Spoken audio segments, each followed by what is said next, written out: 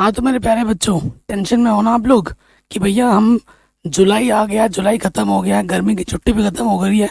हमने बड़ी मौज मस्ती पे हमने टाइम अपना वेस्ट कर दिया है। हमारे बहुत सारे बैकलॉग बन गए हैं। जहाँ पे जाओ, जहाँ पे कोचिंग में जाऊँ, स्कूल में जाऊँ, कहीं पे भी जा रहा हूँ तो आगे आगे के चैप्टर चल रहे हैं और मेरे तो पीछे के चैप्टर ही कंप्लीट नहीं है। मैं क्या करूँ? मैं पीछे का पढूं या मैं आगे का पढूं? मैं कैसे पढूं? तो ये सारा जवाब आपको मिलने वाला है। चाहे टेंशन आपका फिजिक्स का हो, केमिस्ट्री का हो, मैथ का हो, किसी भी विषय का हो, बैकलॉग को लेकर अगर आपकी कोई भी दुविधा चल रही है आपके मन में और उसको कैसे मैनेज करना है कि पीछे का भी हमें पढ़ना है, साथ ही साथ जो नया चल रहा है उसको भी पढ़ना है, मैनेज करने के लिए मैंने प्रो टिप्स दे रखे हैं इस पूरे वीडियो में। प्लीज़ देखना और डिस्क्रिप्शन में आप लोगों ने खजाना छोड़ रखा है, वो ज़रूर चेक कर लेना और वीडियो को लाइक करने में कंजूसी मत करना। प्लीज़ लाइक ज़रूर कर दें, ठीक है? तो जो स्ट्रेटजी है वो स्टेप बाय स्टेप चलेगी। पहला पॉइंट क्या है? बैकलॉग समझना, ठीक है? और अपने को एनालाइज करो। हो सकता है किसी का एक चैप्टर का बैकलॉग हो, किसी का 2 चैप्टर का हो, किसी के 5-5 चैप्टर के भी बैकलॉग हो सकते हैं, क्योंकि हर स्टूडेंट इक्वल नहीं है। और कोई स्टूडेंट ऐसा भी होगा जिसका कोई बैकलॉग नहीं होगा, वो टीचर से भी आगे चल रहा होगा। क्योंकि आज के टाइम पे फ्री एजुकेशन प्लेटफॉर्म आपको यूट्यूब दे रहा है। हमने देखो सारा सिलेबस ऑलरेडी करा रखा है। और जो स्मार्ट बच्चा होता है ना, वो नए वीडियो का वेट कभी नहीं करता, वो लाइव लेक्चर्स का आने का वेट नहीं करता। उसे पता है कि भैया सिलेबस पिछले साल का है, सर ने कंटेंट पहले ही बना रखे, लिस्ट पहले ही बना रखा है, इंपॉर्टेंट क्वेश्चंस पहले ही करा रखे, तो वो अपने हिसाब से वो चीज़ करता रहता है। और तुम जो बच्चे एवरेज बच्चे होते हो, सर नई वीडियो कब आएगी, सर लाइव क्लासेस कब आएगी, ये कब आएगी, वो कब आएगी, इसी में उलझे रह जाते हो साल भर। तो ये चीज़ स्मार्ट बच्चे नहीं करते हैं, ठीक है? आपको क्या एनालाइज करना है? कौन से सब्जेक्ट्स और कौन से टॉपिक्स क्लियर नहीं है, पहले ये सवाल आपको खुद से करने हैं। हो सकता है आपका मैथ क्लियर हो, फिजिक्स ना हो, फिजिक्स क्लियर हो, केमिस्ट्री क्लियर हो, मैथ क्लियर ना हो। तो ये सवाल आपको खुद से पूछना है कि किन विषय में मेरे ज़्यादा बैकलॉग हैं, या किसी चैप्टर का किस टॉपिक हमसे स्किप हो गया जिसे हमने हार्ड समझ के छोड़ दिया था। ये सवाल आपको खुद से पूछना है। किस वजह से बैकलॉग बना है? बैकलॉग बनने के 2 रीज़न होते हैं, किस कोई ना कोई वजह होगी। हो सकता है कि आपको समझ में नहीं आया हो, ठीक है, टाइम मैनेजमेंट नहीं हुआ हो, या फिर आपको उस चैप्टर पे पढ़ने में मज़ा नहीं आ रहा हो, इंटरेस्ट नहीं बना होगा, है ना? ऐसा होता है। देखो पढ़ाई एक बोरिंग चीज़ है, सच बता रहा हूँ, किसी को कोई मज़ा नहीं आता, ठीक है? अगर पढ़ोगे नहीं तो क्या होगा, ये सोच के देखो एक बार। पढ़ाई सबसे आसान काम है। अगर तुम भाई पढ़ नहीं सकते, कोई दिक्कत नहीं है, पढ़ाई छोड़ दो, धूप में बाहर जाओ, लेबर का काम करो, कट्टा भरो, मैं ना मजदूरी करो, क्या दिक्कत है? पढ़ाई कुछ में कुछ नहीं रखा, सच बता रहा हूँ भाई। तो जब तुम बाहर जाओगे ना तो तुम्हें यही पढ़ाई फिर आसान लगेगी। तुम्हारे मम्मी पापा तुम्हारे पीछे मेहनत कर रहे हैं, किस लिए? ताकि मेरा बच्चा एसी में बैठ के कुर्सी के नीचे काम कर सके। और तुम बेवकूफ़ों की तरह यहाँ वहाँ भटकते रहोगे, दुर्गति में पड़े रहोगे, यहाँ वहाँ के डिस्ट्रैक्शन में भटकते रहोगे, तो फिर तुम्हारा यही होना है, ठीक है? सब्जेक्ट वाइज लिस्ट बनाए जो कवर करना है। आपको क्या करना है? आपको एक पेन पेपर में नोट बनाना है, ठीक है? मैथ के लिए, फिजिक्स के लिए, केमिस्ट्री के लिए, जो भी विषय आप बनाओगे और सोचोगे। अभी भी ज़्यादा टाइम नहीं हुआ है, अभी भी हमारा जुलाई आने वाला है। अगर आप जुलाई से भी पढ़ाई स्टार्ट करते हो ना, शुरू से पढ़ना स्टार्ट करते हो, तो भी आप बहुत कुछ कर सकते हो। और मज़े की बात है, फिजिक्स की, केमिस्ट्री की और मैथ की वन शॉट रिवीजन सीरीज ला रहा हूँ विद कॉन्सेप्ट। कोई भी कॉन्सेप्ट छोड़ूंगा नहीं, हर कॉन्सेप्ट को समझाते हुए उन पे आधारित प्रश्न भी कराने वाला हूँ वन शॉट वीडियो में। तो उससे आपका बैकलॉग और क्लियर हो जाएगा, ये ध्यान रखिएगा। इस बात वीडियो पे लाइक हो जाना चाहिए, एक अच्छा कमेंट हो जाना चाहिए, ठीक है? तो ये चीज़ तो आपको पहले आपको खुद से पूछनी पड़ेगी। नेक्स्ट चीज़ क्या है? नंबर 2, आपको एक टाइम टेबल बनाना होगा, ठीक है? टाइम टेबल क्या होगा? वो डेली का बनेगा, डेली शेड्यूल। ये नहीं कि पूरे महीने का एक टाइम टेबल एक ही चीज़ को फॉलो कर रहे हो, नहीं, डे वाइज टाइम टेबल बनेगी। आज संडे है तो कल मंडे का टाइम टेबल बना के आज रात को रख देना है कि भाई कल का टास्क मेरा ये है। और जब टास्क आप बनाओगे, उस टास्क पे ऐसे टिक मार्क सारे पे होना चाहिए, ठीक है?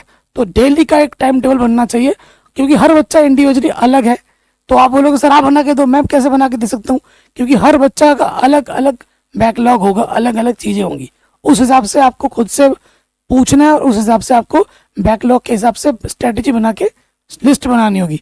हर दिन का एक फिक्स रूटीन बनाओ। कि मुझे सुबह इतने बजे उठना है, नाश्ता इतने बजे करनी है, मुझे यहाँ इतने बजे तक पढ़ाई करना है, मुझे इतने बजे लंच करना है, फिर मुझे रेस्ट करना है, फिर मुझे कोचिंग जानी है, फिर मुझे घर पे आके सेल्फ स्टडी करनी है। एक प्रॉपर टाइम टेबल बनी होनी चाहिए। देखो, अगर आप प्रॉपर टाइम टेबल में नहीं होगे, डिसिप्लिन में नहीं रहोगे, तो आप भटक जाओगे। ना आप घर के रहोगे, ना घाट के रहोगे। ठीक है, फिर दुश्मन सिर्फ अनाज के रहोगे अपने मम्मी पापा के। 2 से 3 घंटे डेली सिर्फ बैकलॉग के लिए फिक्स रखो। ठीक है, 2 से 3 घंटे, जो भी आप आगे आगे का पढ़ रहे हो वो तो पढ़ना ही पढ़ना है, लेकिन 2 से 3 घंटे मिनिमम आपको बैकलॉग के लिए देना है।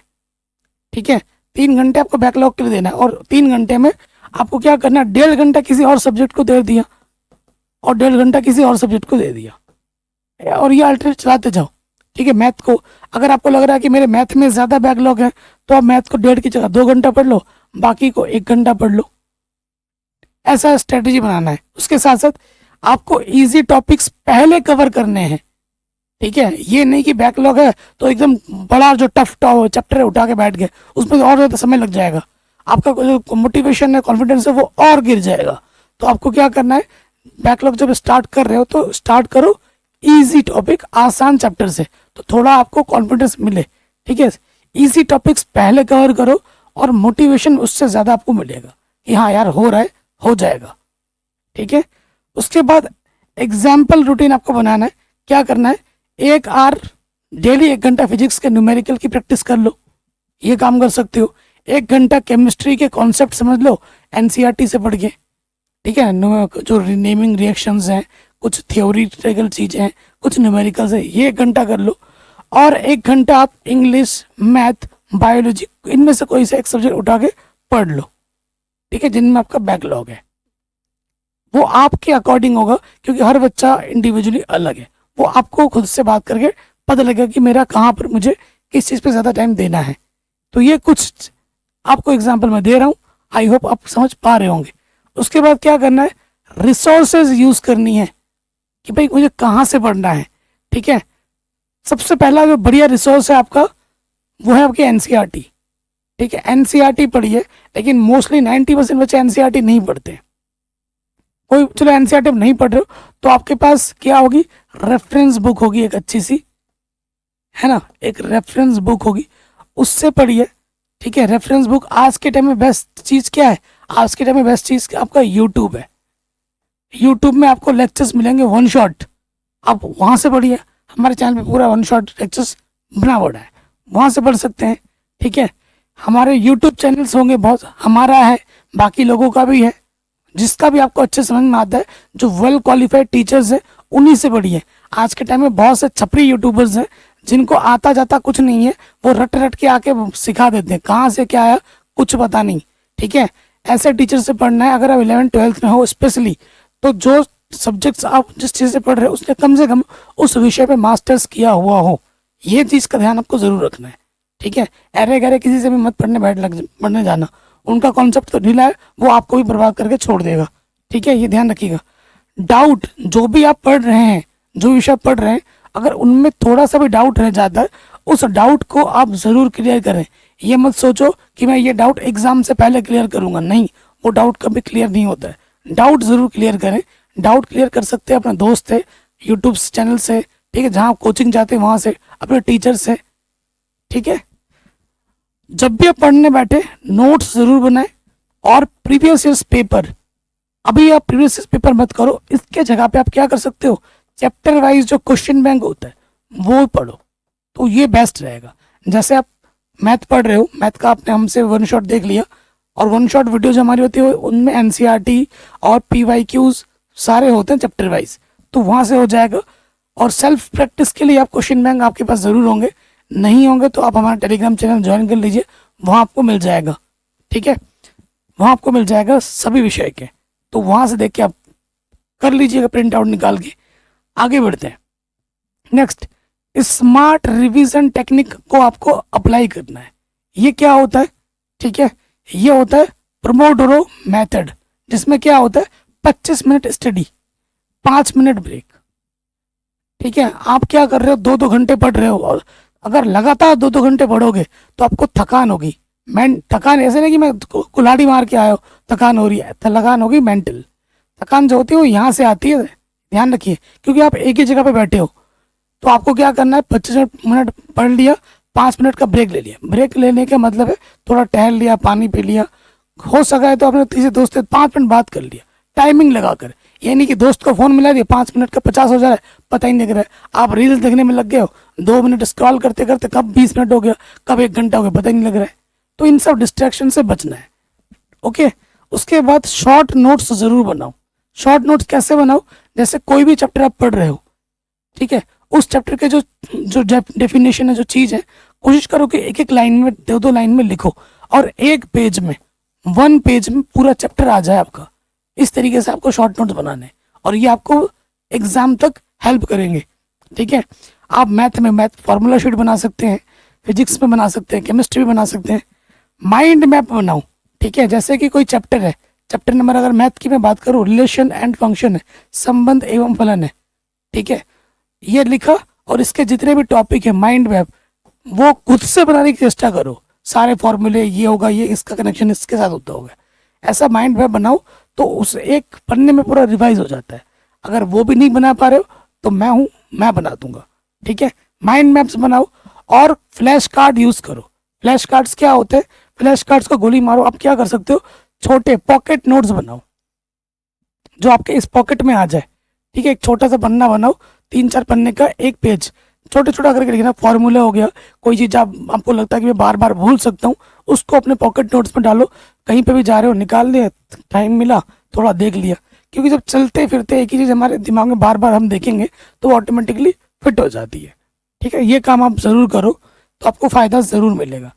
उसके बाद पीयर हेल्प एंड कोचिंग। ठीक है। आपके पास अगर आपको डाउट लग रहा है तो आप हेल्प के लिए जाओ। आपको ज्यादा जरूरत पड़ी तब कोचिंग भी ज्वाइन कर सकते हो, ऑफलाइन कोचिंग, ऑनलाइन कोचिंग। ठीक है। यूट्यूब तो है ही आपके साथ, हम आपके साथ हैं ही हैं, लेकिन आपको ज्यादा जरूरत है फिजिकल हेल्प की, तो आप अपने दोस्तों के पास, अपने टीचर्स के पास, ऑफलाइन कोचिंग आपके पास जो भी है उनके पास भी आप जा सकते हो। अगर किसी टॉपिक में दिक्कत है तो फ्रेंड्स या टीचर से हेल्प लो। ठीक है। कोई डाउट्स नहीं रहना चाहिए, आधा अधूरा ज्ञान मत रखो। तुम्हें टॉपर बनना है, तुम्हें बस एवरेज पास नहीं होना है, टॉपर बनने का ही सोचना है कि भाई मुझे बस तो पास होना है। ऐसे बच्चों से मैं बहुत नफरत करता हूँ। मुझे ऐसे बच्चे चाहिए जो उनका एक ही माइंड सेट हो कि भाई मैं टॉपर बनूंगा, मैं ही फोड़ के आऊंगा। ऐसा माइंड सेट के साथ पढ़ाई करना है। तुम ऐसे माइंड से पढ़ोगे, मुझे तो बस पास होना है, तो भाई तुम्हें फेल होने से कोई नहीं रोक सकता, सीधी सी बात है। ठीक है। कोचिंग ज्वाइन कर सकते हैं। कोचिंग ज्वाइन करना भी एक ऑप्शन हो सकता है आपके लिए, अगर आपको सेल्फ स्टडी से हेल्प नहीं मिल रहा है तो। ठीक है। सेल्फ स्टडी बहुत ज़रूरी है। यूट्यूब जब आपके पास है तो सेल्फ स्टडी जब करोगे तो आपको कोचिंग की भी ज़रूरत नहीं पड़ेगी। हमारे वीडियो देख के बच्चे कोचिंग छोड़ देते हैं, और हम पढ़ाते फ्री में है। ठीक है। तो आपको ये चीज़ कर सकते हैं और आपको बहुत फ़ायदा मिलेगा। अगर आप इन चीज़ों को अप्लाई करोगे तो आपको टॉपर बनने से कोई नहीं रोक सकता, बैकलॉग से कोई दिक्कत नहीं देगा। बैकलॉग के लिए आप 3 घंटे अलग से रखिए, और उन 3 घंटों को अच्छे से यूटिलाइज कीजिए। 1.5 घंटा सब्जेक्ट में बांट दीजिए। अभी मैथ पढ़ लिया, केमिस्ट्री पढ़ लिया, कल केमिस्ट्री पढ़ लिया, फिजिक्स पढ़ लिया, फिर अगले दिन मैथ पढ़ लिया, ऐसे करके। ज़्यादा बैकलॉग तो नहीं होगा ना, 3 से 4 चैप्टर का ही बैकलॉग ज़्यादा हो सकता है, क्योंकि अभी जून ही चल रहा है। अगर जुलाई से भी तुम फ्रेश स्टार्ट करोगे ना, तो भी तुम आराम से फोड़ सकते हो 5 महीने के अंदर। 5 महीने के अंदर पूरा सिलेबस हो जाता है, आराम से आप फोड़ सकते हो। अगर आपको अगला जो टिप है आपका, कंसिस्टेंसी एंड मोटिवेशन। किसी भी फील्ड में आप जा रहे हो, अगर आप उसमें कंसिस्टेंट नहीं हो तो सब बेकार हो जाएगा। हो सकता है आप मेरा वीडियो देख के आज 2 दिन 4 दिन लगातार धड़ाधड़ पढ़ दो, धड़ाधड़, और उसके बाद खत्म। अरे भाई पढ़ लेंगे यार, एग्जाम जब आएगा, स्कूल जब खुलेगा तब पढ़ लूंगा, जब टेस्ट देना होगा तब पढ़ लूंगा, जब अर्धवार्षिक पेपर तब पढ़ लूंगा, प्री बोर्ड से पहले पढ़ लूंगा, अभी तो एग्जाम बहुत देर है। ऐसे मेंटेलिटी अगर रखते हो तो भाई तुम बर्बाद हो। और ऐसे मेंटेलिटी वाला अगर दोस्त तुम्हारे हैं तो तुम उनसे दूरी बना के रखो, वो तुम्हें भी बर्बाद कर देंगे। ठीक है। हर दिन थोड़ा थोड़ा पढ़ाई करो। ठीक है। बैकलॉग ग्रेजुअली खत्म हो जाएगा। ठीक है। मैं हमेशा बोलता हूँ कम पढ़ो लेकिन डेली पढ़ो। अगर तुम किसी भी टॉपर का इंटरव्यू देखोगे ना, तो वो एक ही बात बोलता है, मैं 12-12 घंटे नहीं पढ़ता था, मैं दिन के 4-4, 5-5 घंटे पढ़ता था, और डेली पढ़ता था। मैं दिन के 12-12 घंटे कभी नहीं पढ़ता था, ये बोलेगा। और एक चीज ये बोलेगा कि मैं डिस्ट्रैक्शन से दूर रहता था, सोशल मीडिया से दूर रहता था, ये चीज़ वो ज़रूर बोलेगा। ठीक है, अपने प्रोग्रेस को नोट करो। ठीक है, एक डायरी बनाओ और उसमें अपना प्रोग्रेस देखो कि मैं पहले कितना चैप्टर पढ़ रहा था, अब मुझे कितना आता है।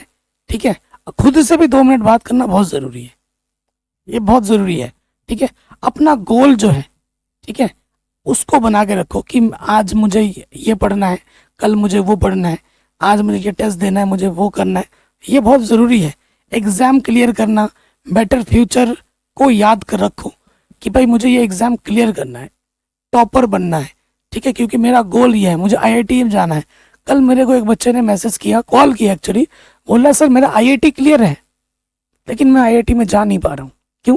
क्योंकि मैंने बोर्ड्स को ध्यान में नहीं रखा, मेरे 75% नहीं आए बोर्ड्स में। मैंने आईआईटी क्लियर कर लिया जो कि ज़्यादा टफ एग्जाम है, लेकिन बोर्ड्स में आपको लिखना पड़ता है डिटेल में हर चीज़, तो उसकी वो उसने प्रैक्टिस नहीं की थी। वो पास तो हो गया लेकिन 75% नहीं आया, तो उसका आईआईटी का सपना रह गया, वो 12th अब दोबारा करेगा। ठीक है, तो अपने गोल को सोचो कि मुझे ये एग्ज़ाम क्लियर करना है, मुझे वो एग्ज़ाम पे जाना है, मुझे ये ऑफिसर बनना है।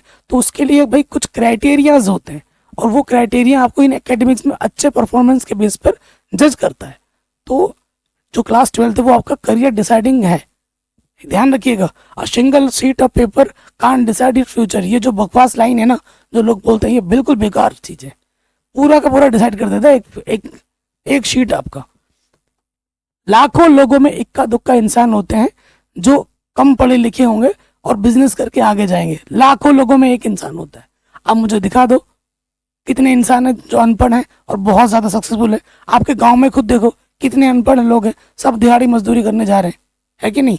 लाखों लोगों में एक आध लोग ऐसे हैं, और वो एक आध लोग भी ऐसे हैं जिनके बाप दादा के पास पैसा था, जमीन था, उन्होंने बिजनेस किया तब जाके वो सक्सेसफुल है। ऐसा कोई गरीब अनपढ़ है दिखा दो जो बहुत रिच हो गया होगा बिजनेस करके, ऐसा करके, ना के बराबर होगा। ठीक है, उसके बाद आपको रेगुलर टेस्ट देना है और प्रैक्टिस करनी है। बैकलॉग के साथ साथ आपको अपने इम्प्रूवमेंट के लिए टेस्ट जरूर देना चाहिए। ठीक है, प्रैक्टिस जरूर करनी चाहिए। एक बार पढ़ लिया इसका मतलब ये नहीं कि हो गया पढ़ाई खत्म। उस चीज को आपको दोबारा पढ़ना है, तिबारा पढ़ना है, चौबारा पढ़ना है, बार बार रिवाइज करोगे, कॉन्फिडेंस बढ़ेगा। ठीक है, आप खुद को मोटिवेट फील करोगे, ये ध्यान रखिएगा। और वीक के में एक मॉक टेस्ट जरूर दो। जैसे ही हफ्ता खत्म हो जाए एक टेस्ट तो आपको जरूर देना है, चाहे वो गणित का हो, चाहे फिजिक्स का हो, केमिस्ट्री का हो, किसी विषय का हो, जरूर दो। ठीक है, टाइम बाउंडेड प्रैक्टिस करो जैसे रियल एग्जाम हो। ठीक है, ये सोच के मत जाओ अरे ये तो मेरा टीचर क्या ही करेगा, मेरा थोड़े नंबर जुड़ रहा है। ऐसे नहीं भाई, सीरियस होके जाके जाना है और एग्जाम देना है। जैसे एग्जाम में देने जाते हो वैसे सीरियस होके तैयारी करनी है, और सीरियस में आपको खुद को देखना है कि मेरे कितने गलत हुए, कितने सही हुए, कितने टाइम में क्वेश्चन हो पाया, या मेरे कितने क्वेश्चन छूट गए, मुझे नेक्स्ट क्या करना होगा। इससे क्या होगा, आपका जो डर है एग्जाम का वो दूर होगा, आपकी प्रैक्टिस अच्छी होगी, आपकी लिखने की स्पीड अच्छी होगी। ठीक है, और जो गलती आप कर रहे हो उस गलतियों को आप आगे सुधारोगे।